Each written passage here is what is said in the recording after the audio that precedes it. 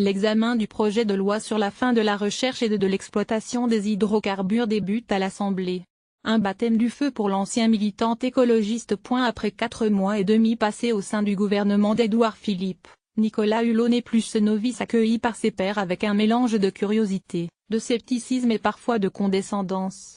L'état de grâce dont a bénéficié celui qui demeure l'une des personnalités préférées des Français semble un lointain souvenir. Alors que débute, mardi 3 octobre, l'examen du projet de loi sur la fin de la recherche et de l'exploitation des hydrocarbures, l'ancien militant écologiste est au contraire un ministre sous pression. Très attendu par les ONG de défense de l'environnement dont il est issu, marqué de près par les industriels, pétrole, chimie, agroalimentaire. Il est aussi bordé par les membres du gouvernement qui ne partagent pas le projet global de société qu'il s'est targué d'installer, au-delà du périmètre de son ministère de la Transition écologique et solidaire. Le texte qu'il défend devant l'Assemblée du 3 au 5 octobre, qui vise à stopper à l'horizon 2040 la production pétrolière et gazière française, est le fruit d'une négociation serrée avec le ministère de l'Économie, attentif au sort des entreprises du secteur.